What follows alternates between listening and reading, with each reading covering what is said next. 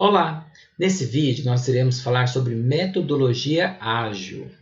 Iremos primeiro abordar o contexto a qual ela surgiu.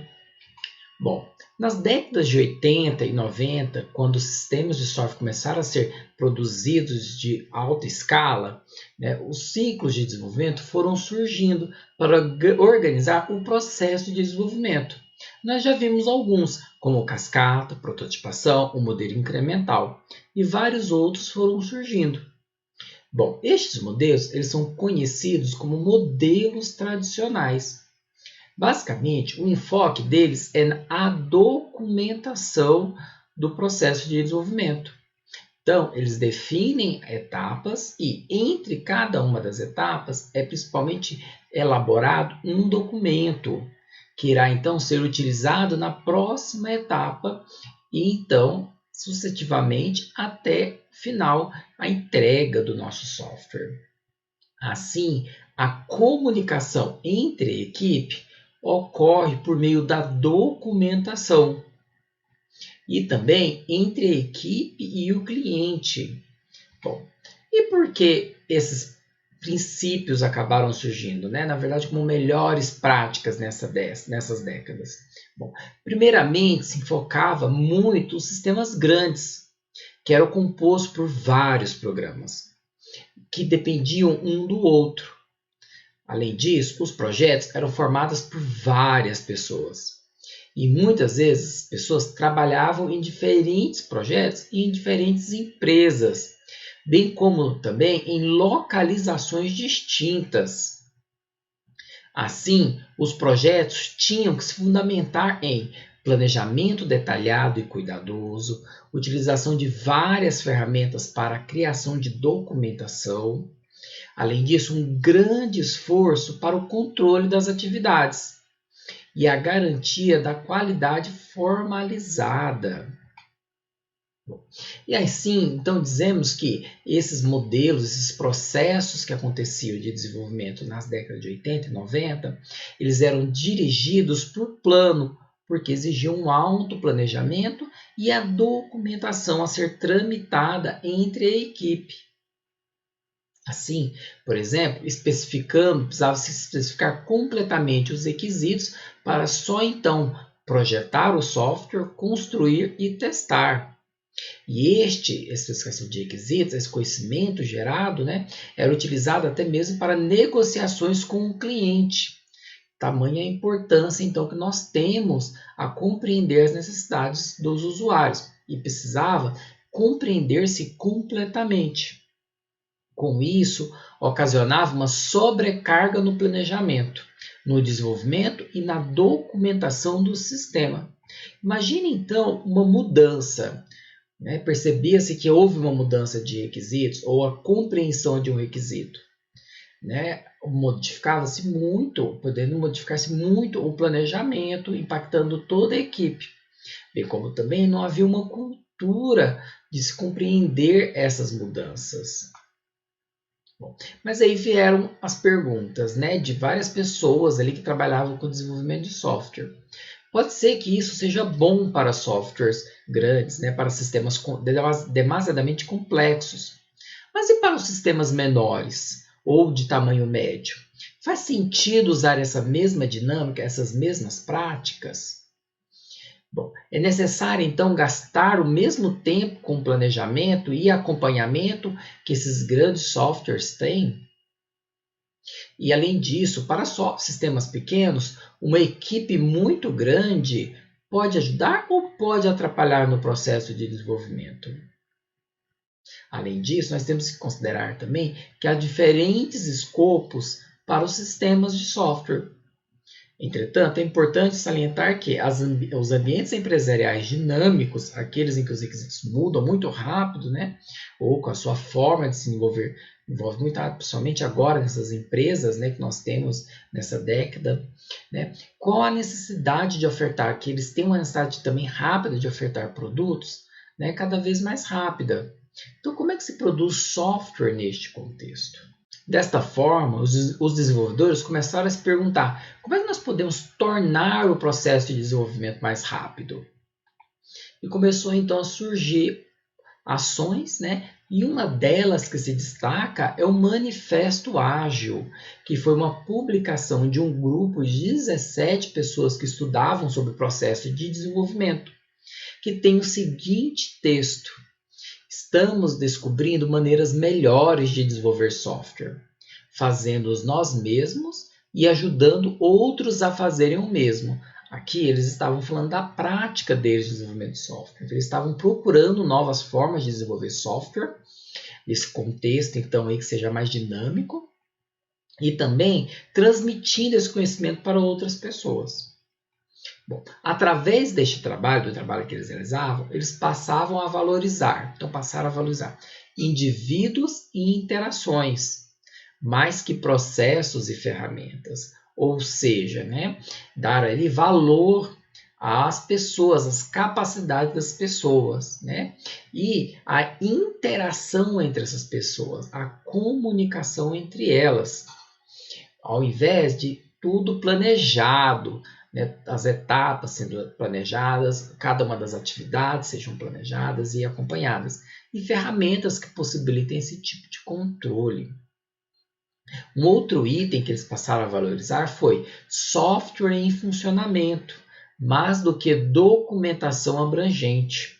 Então, muitas vezes a documentação, como por exemplo as necessidades, os requisitos do cliente, né, ela pode estar completa, mas o software não pode atender essas necessidades. O software produzido ele não atende aquelas necessidades. Então, ao invés de se preocupar com a documentação abrangente, de conhecer o que o usuário deseja, como é que gerencia aquele processo, né? Vamos colocar o software para funcionar, ou seja, lançar um produto sem erros, né? Tal qual atenda às necessidades do cliente. Uma outra característica que eles passaram a valorizar foi colaboração com o cliente, mais do que negociações de contrato. À medida que o desenvolvimento de software ele foi se especificando, especializando-se, né? Então aí tomando-se um processo, né, que era vendido ou até mesmo, né, que era fornecido por empresas, eram necessárias realizações de contrato de negociação. Então, para isso, né, se focava muito na documentação, para que então qualquer coisa que fosse fora do contrato, então aí entrava no processo de negociação. E isso pode ser positivo porque resguarda a empresa de certos problemas. Entretanto, gera uma série de problemas que é a criação desse documento. E então, enfocar a colaboração com o cliente. Então, a conversa com o cliente, ao invés de estar escrito neste documento, ou foi assim que você falou. Então, conversar e tornar o cliente um colaborador para aquele produto que vai ser criado.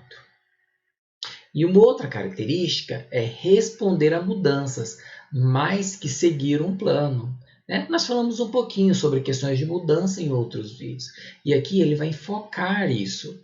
Então, o plano, quando nós vamos planejar alguma coisa, nós não conseguimos planejar todas as etapas e segui-las estritamente. Alguma mudança pode acontecer e nós precisamos responder a essas mudanças. Então, aqui eles estão valorizando essas respostas às mudanças, ao invés de seguir um plano, e o plano deve ser seguido. Né? Então, vamos responder às mudanças ao invés de seguir estritamente um plano. E para terminar, eles escreveram: ou seja, mesmo havendo valor nos itens à direita, né, que é o processo e ferramentas, a documentação abrangente, negociação de contratos, seguir um plano, né, embora esses itens sejam importantes, eles não estão negando isso, né, eles estão valorizando os itens à esquerda, que então é os indivíduos em interação, o software em funcionamento, a colaboração com o cliente e responder às mudanças. Bom, possivelmente você já deve ter ouvido falar das metodologias ágeis, né? Em conversa entre os colegas nos corredores, ou caso conheça alguém que trabalha com desenvolvimento de software. E é muito, né, que eles falam, olha, elas trouxeram muitas novidades para o processo de desenvolvimento. Sim, elas trouxeram novidades, né? Mas elas possuem a mesma estrutura básica das metodologias tradicionais. né? Que é procurar conhecer o produto, projetar uma solução, codificar e testar antes de entregar. Mas o que muda? Então, muda o enfoque que damos. Então, não vamos enfocar mais na produção de documentos demasiados, né? De um plano restrito que não pode ser mudado. Nós vamos enfocar valores, né? Os valores ali que a gente tem alguns. Então, ao invés de focar no processo, gastar mais tempo com documentação, tentar prever tudo o que acontece no projeto, prever o futuro, né? Porque a gente sabe que o futuro é incerto, procurar, né, elaborar requisitos que sejam estáveis e previsíveis, né, que não se alterem, né, e fazer somente quando o cliente tem certeza do que quer e entregar tudo de uma vez. Eles falaram, não, nós não vamos fazer isso, vamos mudar isso. Vamos, então, focar nas pessoas, usar mais tempo na implementação, na criação do código. Vamos adaptando conforme o decorrer do projeto. Então, as mudanças vão sendo consideradas e a equipe vai se adaptando no correr do projeto. Dessa forma, aceitar mudanças que ocorrem. E assim, nós compreendemos melhor e atende-se melhor a requisitos que são muito dinâmicos, bem como também aqueles requisitos que nós não compreendemos direito quando começamos a codificar. Bom, e também é importante a gente considerar que o cliente não sabe de tudo, então ele pode mudar de opinião ao longo do processo de desenvolvimento. E então vamos entregando em partes, né? Entregando em versões, ou também chamadas de incrementos.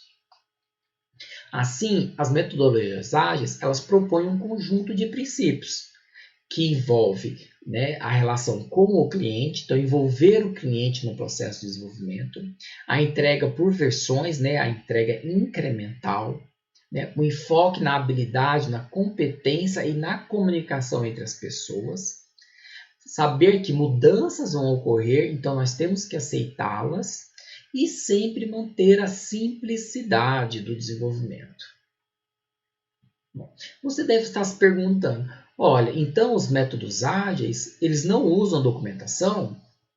Pelo contrário, eles utilizam documentação, mas de uma maneira mais simplificada. Ao invés de um plano de projeto detalhadíssimo, né, eles contêm uma série de sequências de ações que eles vão fazer, né, em um determinado tempo que eles vão realizar. Só que, ao invés de focar nos detalhes da documentação, por exemplo, até mesmo dos requisitos, né, documentos enormes de requisitos, 50, 60 páginas de requisitos, o que é necessário ser escrito e, né, o que é importante para a equipe compreender. E, além disso, a conversa entre a equipe. Então, um enfoque na comunicação verbal. Então, você deve estar se perguntando, mas então, as metodologias ágeis são para equipes pequenas, para pequenas empresas, como nós dissemos lá no início? Bom, inicialmente eram, né? O enfoque inicial era pequenos projetos e médios projetos, mas as práticas da metodologia ágil vêm sendo aprimoradas para grandes projetos também. Né? O autor Somerville ele propõe algumas adaptações para essa mudança de contexto de pequenos e médios projetos para grandes projetos. Ele informa que é necessário dar atenção também a uma boa documentação e não somente ao código, já que nós estamos falando de sistemas estritamente complexos, né? Como, por exemplo, sistemas de controle de tráfego aéreo, sistemas críticos, como, por exemplo, o de controle de um avião. Ele também informa que é necessário usar com frequência os mecanismos de comunicação. Então, não somente aquele, né, um contrato em que você escreve e pergunta o que você escreve e o cliente tem que assinar. Né? Mas ligações, então fazer ligações, telefonemas, né? Hoje em dia, WhatsApp, conversas por WhatsApp, e-mails, né? Realização de teleconferências, sempre possível para retirar as dúvidas, né? Então, dar um enfoque a esse tipo de comunicação, ao invés de ser sempre por papel, que é necessário tramitar em vários setores, depois retornar e chegar até a equipe de desenvolvimento. E Somerville também informa que é necessário planejar as entregas, né, os releases que nós chamamos, ou combinar datas para implementação das versões do sistema. Então, é necessário, então, como é um sistema complexo, um sistema grande, definir datas, né, para que essas partes sejam entregadas. E o cliente, então, tem uma satisfação e atendendo então as características, né, dos métodos ágeis, né, a colaboração com o cliente e a entrega incremental. Mas isso muitas vezes pode não ser fácil, né?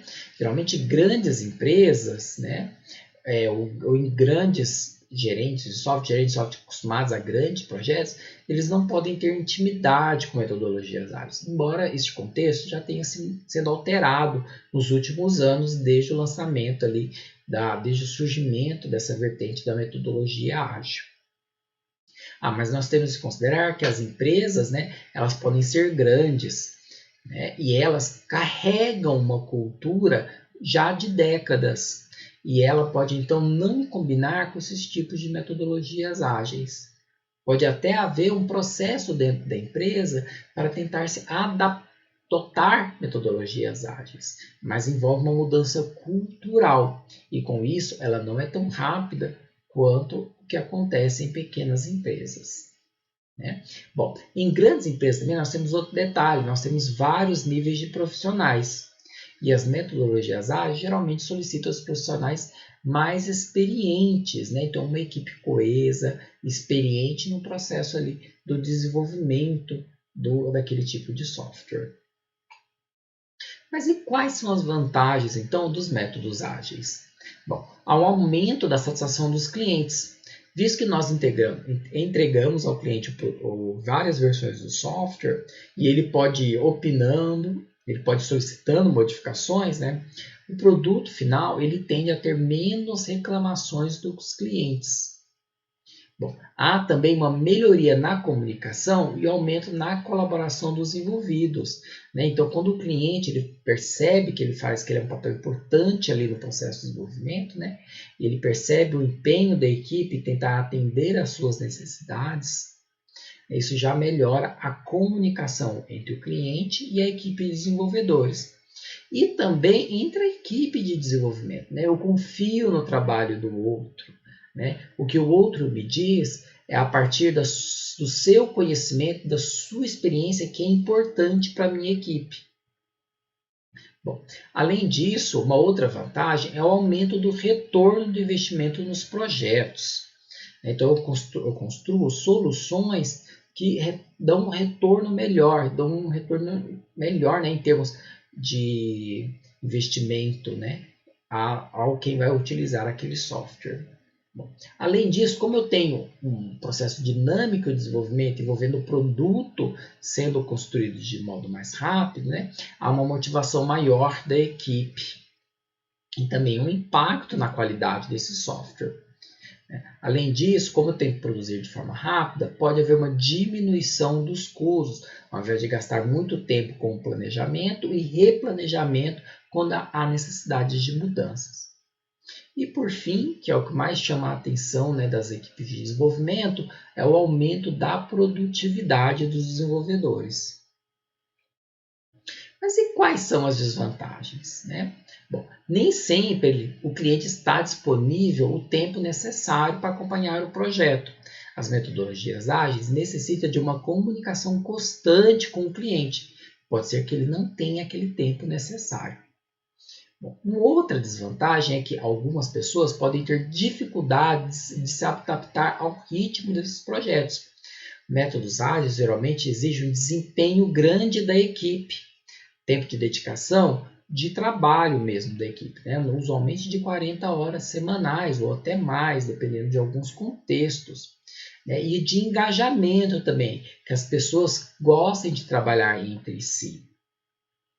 Bom, uma outra desvantagem é caso não haja um entendimento entre os clientes, né? Então, por exemplo, geralmente a gente pega 1, 2, 3 para representar os nossos clientes. Mas se for uma diversidade maior e estiver conflito entre eles, né, pode ser difícil compreender e identificar as prioridades, né, e identificar quais são os a prioridade dentro do que deve ser feito. Necessitando então aí de um jogo de cintura da equipe de desenvolvimento para contornar essas situações. E além disso, conforme os prazos vão acabando, a pressa em entregar o incremento, a versão, ela pode comprometer o incremento em si, bem como a adoção de soluções mais simples, porque vai se optar por implementar a solução imaginada ao invés de pensar uma solução mais simples, que demandaria um pouco mais de tempo para ser encontrada. Bom, este então é uma visão geral sobre os métodos ágeis. Vamos conhecer um exemplo? Te espero no próximo vídeo.